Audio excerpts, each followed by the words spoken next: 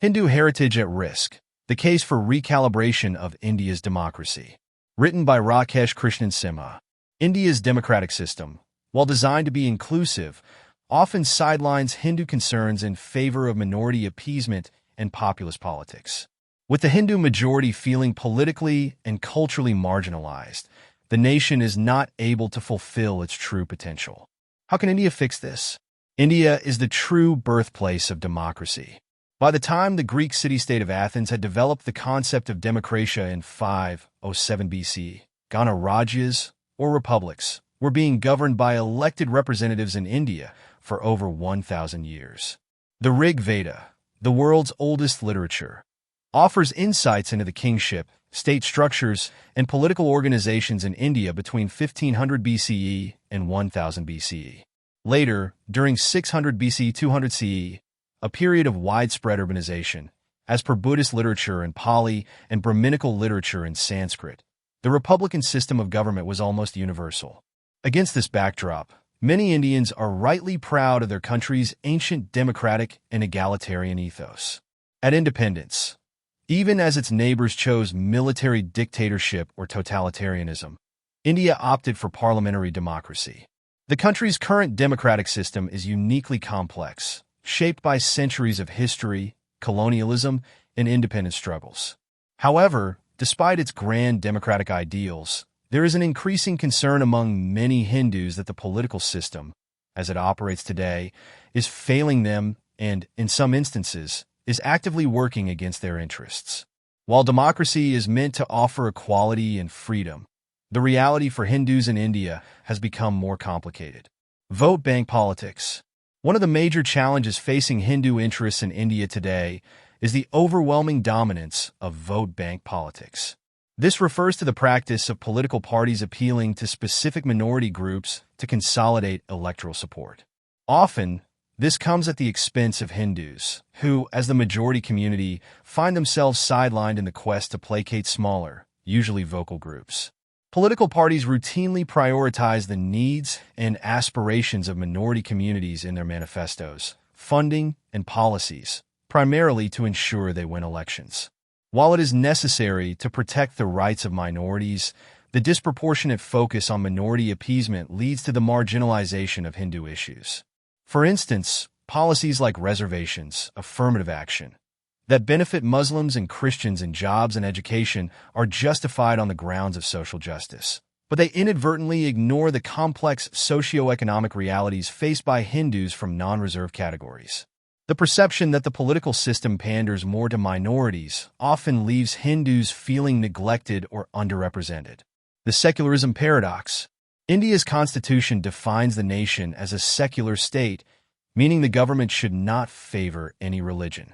However, in practice, secularism in India often translates into a form of rampant religious discrimination that disproportionately impacts Hindu culture and practices. For example, state funding for religious pilgrimages or religious institutions is sometimes more generous to minority communities, while Hindu temples remain under state control despite being among the most prominent religious institutions in the country.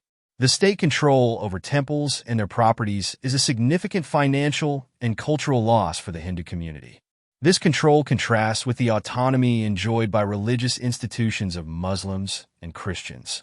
Author and JNU professor Anand Ranganathan's assertion that Hindus are eighth-class citizens in India stems from his critique of systemic discrimination against the Hindu majority, which he argues is entrenched in the country's political and legal frameworks.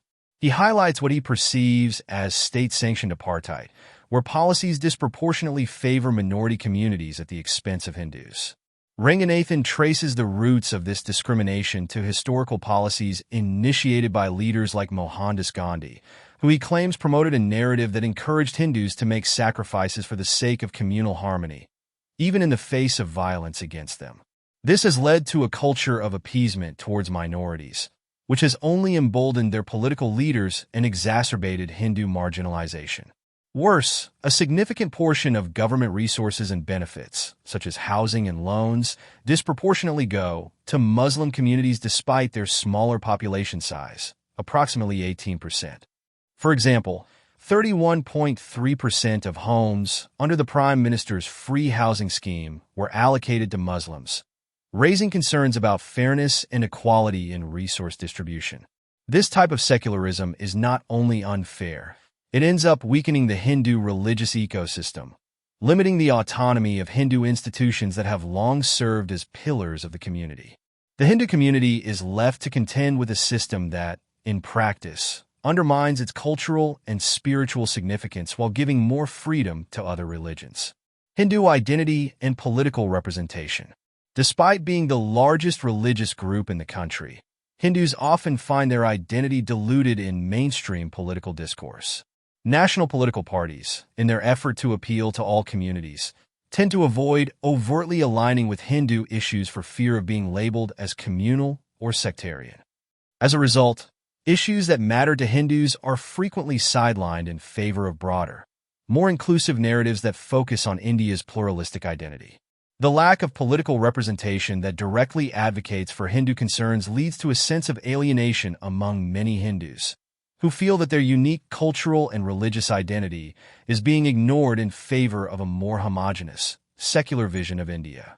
This erasure of Hindu identity in the political sphere harms the community's sense of belonging and empowerment.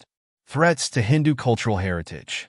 India's cultural heritage is deeply intertwined with its Hindu roots, yet there is growing concern that the country's democratic system, in its zeal for modernization and global appeal, is eroding these traditions. The systematic sidelining of Hindu festivals in public life, the underrepresentation of Hindu scholars and thinkers in academia, and the rise of ideologies that challenge traditional Hindu values all contribute to the dilution of India's cultural heritage. For instance, the removal of Hindu symbols, names, and references from public spaces, the constant reimagining of Hindu history from a westernized or Marxist perspective, and the denial of Hindu cultural rights, such as the restoration of ancient temples, are all symptoms of a larger trend that undervalues Hindu heritage. The democratic system, in its pursuit of appeasement and consensus, is often complicit in these cultural erasures. Decline of Hindu political movements. Large, established parties like the Indian National Congress and the Bharatiya Janata Party dominate India's political system. While the BJP, which has roots in Hindu nationalism, has tried to advocate for Hindu issues, it often has to balance these with the needs of other communities to remain in power.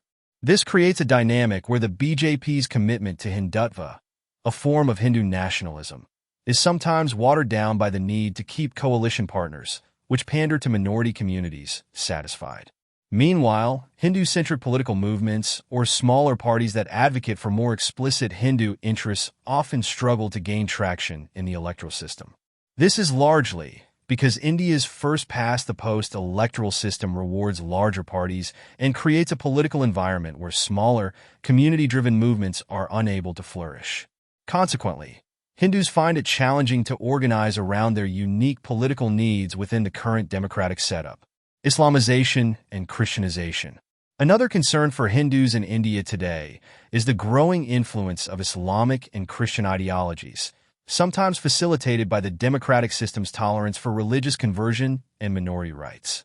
The increasing trend of conversions, especially in rural areas, poses a significant challenge to Hinduism's survival as a dominant religious force in India. The Indian state's policies often provide financial incentives or legal protection for religious conversions. For instance, Kerala has a state department that helps people who leave Hinduism and accept Christianity. Such policies create an environment where Hinduism is being replaced or marginalized in certain regions.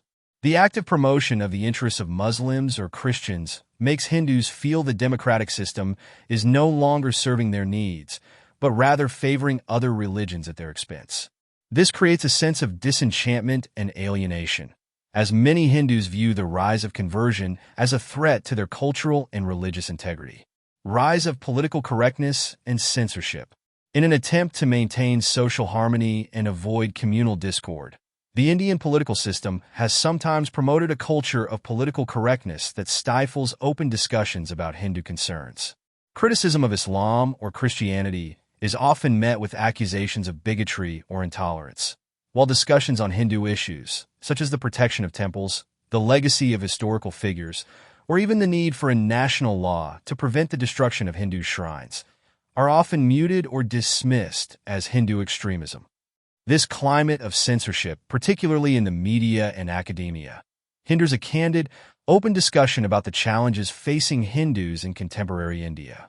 When political correctness overrides genuine dialogue, it hurts the democratic ideal of free speech and stifles the ability of Hindus to voice their grievances. Limits of democracy. Insights from Lee Kuan Yew. Lee Kuan Yew, the late Singaporean leader, was a fierce critic of unbridled democracy, especially when it resulted in instability and inefficiency. He argued that democracy's exuberance could lead to undisciplined, disorderly conditions that impede progress. In his view, democratic procedures have no intrinsic value. What matters is good government. Lee's critique of India is telling. He believed that India's democracy was slowing its progress due to the complexity of its systems and the frequent instability caused by coalition politics. In his book, Lee Kuan Yew, The Grand Master's Insights on China, the United States, and the World, he expressed his disappointment that India's vast potential had largely gone unfulfilled. He noted that India's convoluted political processes, where decisions have to pass through multiple layers of bureaucracy and power-sharing agreements, result in slow, inconsistent governance. Lee's remarks highlight the flaws of India's democratic model, which often leads to policy paralysis and delayed action. His advice was simple: good governance, not democracy for its own sake, is the key to a nation's success. In a country like India, where religious, ethnic, and political tensions frequently spill over into the public domain, this form of governance has failed to bring about a stable and orderly society that can effectively address the needs of Hindus and other communities. Call for recalibration. India's democracy, in its current form, is built on a foundation of inclusion and equality. However, the challenges that Hindus face today, such as the marginalization of their culture, identity, and concerns, are becoming increasingly difficult to ignore. The system's fixation on minority appeasement, its distorted view of secularism, and the sidelining of Hindu issues all contribute to a sense of disenfranchisement among the majority community. While democracy is undoubtedly an ideal form of governance, it needs recalibration to ensure it does not inadvertently harm the community that forms the nation's backbone. India's political system must offer space for Hindu voices to be heard, their cultural and religious rights protected, and their concerns addressed within the democratic framework. Here are 6 ways to fix Indian democracy. End to vote bank politics. Political parties should stop playing the minority card and taking Hindus for granted. They must provide a platform that more clearly addresses Hindu concerns such as cultural preservation, temple rights, religious education, and the protection of Hindu heritage sites. This doesn't mean making India a Hindu-only state, but ensuring that Hindu cultural and religious concerns receive adequate attention, similar to how other minority communities are represented. Reinterpreting secularism. Secularism in India should be redefined not as state discrimination or neutrality, but as the state respecting and supporting the cultural and religious diversity of its people without favoring any one religion. This means recognizing Hindu culture and religion as integral to India's identity and history rather than sidelining them in the name of secularism. Curbing populism. Populist agendas prioritizing short-term gains over long-term development should be curtailed. A focus on governance that addresses real issues like infrastructure, education, and healthcare can create a more stable and prosperous nation. Curriculum reform. A more balanced and inclusive approach to education should be adopted, where the contributions of Hindu civilization to India's identity, history, and culture instead of suppressing it. This will help foster a sense of pride and belonging among Hindus. Religious freedom.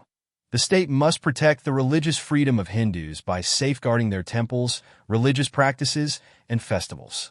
This could involve addressing legal and bureaucratic hurdles that prevent the smooth functioning of Hindu religious institutions.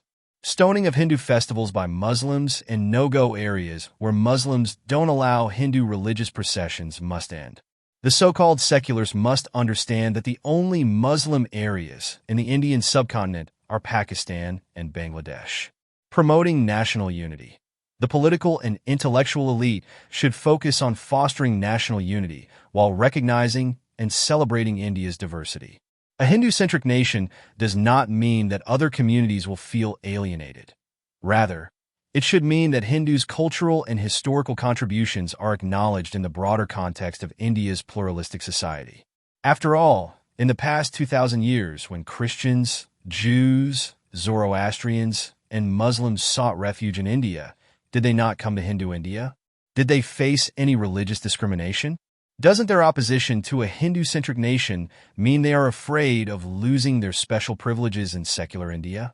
Recalibrating India's democracy is not about turning away from pluralism or secularism, but about adapting them to reflect the country's reality as a diverse society with deep historical and cultural ties to Hinduism. A balanced approach, where Hindu culture and religion are respected and integrated into the national narrative while ensuring the rights of all communities, can foster a more cohesive India. The goal should be to build a democracy that serves the political aspirations of its people and honors and nurtures its Hindu underlay. Only then can India genuinely become a democracy that serves all its people, without any community feeling left behind.